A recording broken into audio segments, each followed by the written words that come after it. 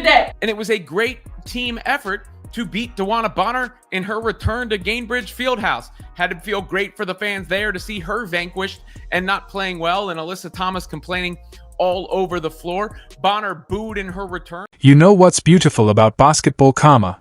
DeWanna Bonner found out the hard way when she returned to Indianapolis. After she quit on the Indiana Fever midseason, she probably thought she'd ride off into the sunset with a better team. Fast forward to her return to Gainbridge Fieldhouse, and the universe had other plans.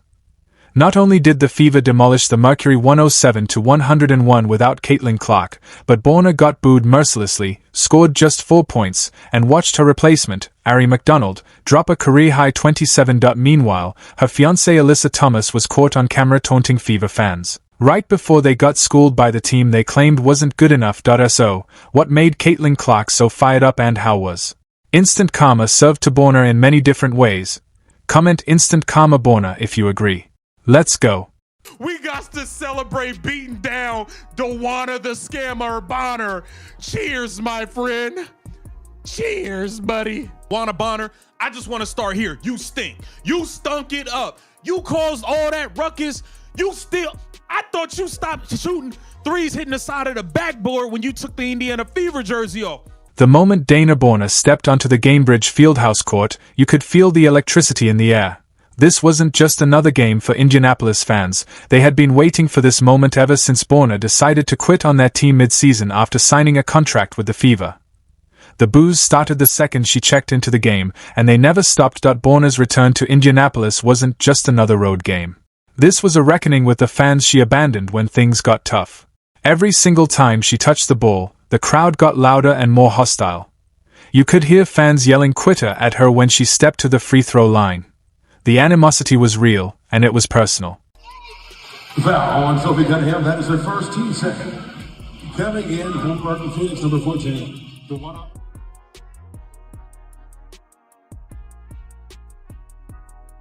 The crowd's reaction was so intense that even Caitlin Clark was caught on camera enjoying every second of it.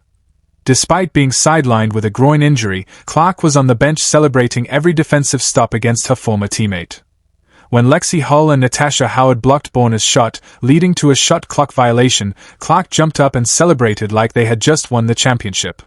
The team unity was obvious, and Clark's reaction told you everything about how the locker room really felt about Bonner's departure. Bonner battling with Hull. Bonner turns, fades, fires, and leaves it way short. Great defense there by Hull. Copper tracks it down and bounces for Bonner, who had her shot blocked. And it's a shot clock violation. Bonner walled off by Hull, and then blocked at the rim. Indiana has that 5-point lead mid-third. Meanwhile, Alyssa Thomas wasn't content to just watch from the sidelines.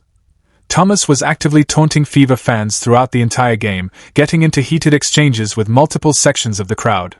She was caught on camera telling fans that Bonner had joined a real team, completely oblivious to what was about to unfold on the scoreboard. Thomas seemed to think she was making some kind of power move, but she had no idea how badly this was going to backfire. The drama escalated when Thomas got more aggressive with her taunting, yelling at the crowd and seemingly trying to defend her fiancé against the boos. But this whole situation was about to get even more satisfying for Fever fans, who had been waiting months for this moment. Bonner managed just... Bonner booed in her return, which is to be expected, considering the circumstances in which she left. And the players that have come in for the Fever are much better than Bonner was for them. Ari McDonald has been a revelation. She was great in this one again. And Chloe Bibby looks like a perfect fit. So all in all, Fever fans have to feel pretty damn good about that win. With Caitlin Clark sidelined with a groin injury, everyone wondered if the Fever could compete against a Mercury team sitting at third place in the WNBA. The critics were ready to pounce. This was supposed to be the moment that exposed Indiana's complete dependence on their superstar, but someone forgot to tell Ari McDonald about the script. McDonald, who wasn't even on the roster at the start of the season, was about to prove that DeWanna Bonner's departure was the best thing that happened to Indiana. The guard, who spent her college career at Arizona averaging double figures across all 93 games she played, was ready for her moment.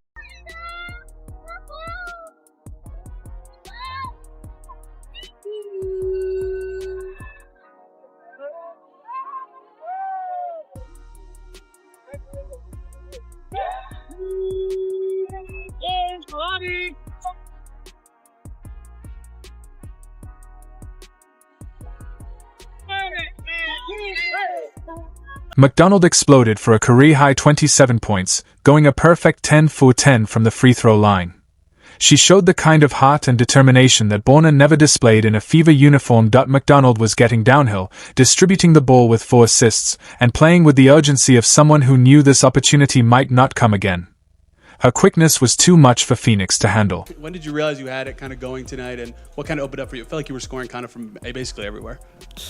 When I seen those 2 threes go in, then I saw how easy it was, like getting into the paint. I'm like, okay, I'm converting. All right, I'm good. Like, let's keep being aggressive, or just, keep taking what the defense is giving me. But McDonald wasn't carrying this load alone.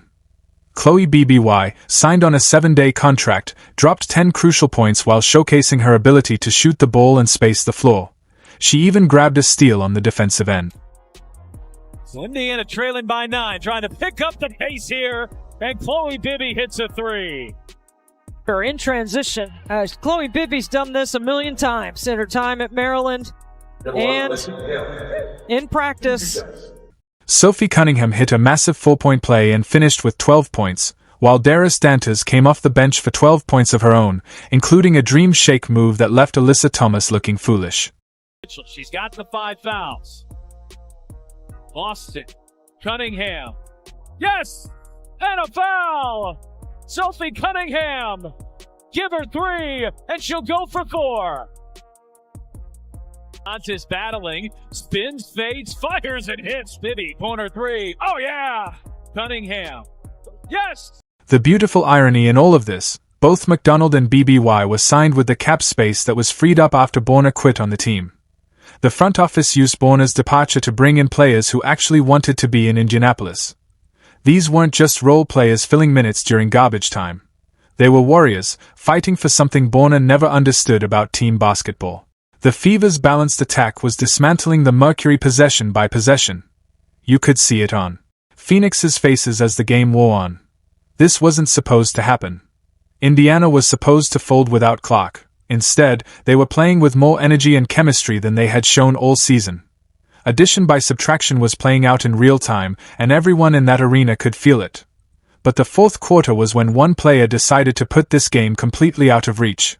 The Mercury thought they still had a chance to steal this one, but they had no idea what Aaliyah Boston was about to unleash on them. We gotta continue to stack, okay? We ain't got no room for sliding back, okay? We no room for slippage. Every day there's a sense of urgency, okay? I was proud of you guys, the way with offensive and defensive substitutions, being ready to go with that. Everybody who came in made an impact. We had 5 in double figures, damn near 7. That's really, really good, y'all. I'm proud of you guys. I'm proud of you. Together, 3, 1, 2, 3, together! The fourth quarter started with the game still in doubt, but Aaliyah Boston had other plans.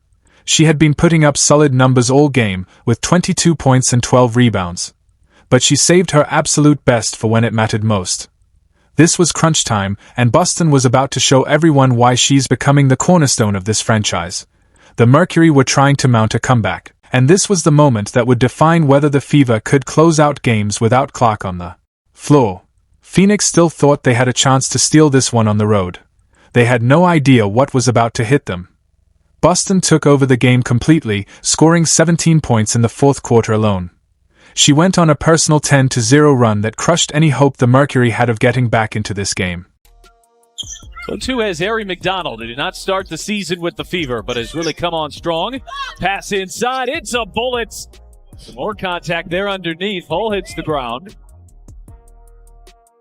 Austin has a size advantage here. Wants the clear out, gets the clear out, gets inside, and pushes it home.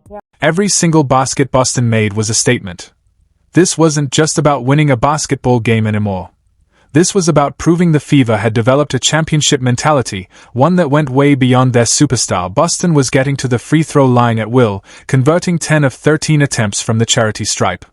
She was drawing fouls, finishing through contact, and making the Mercury pay for every defensive mistake.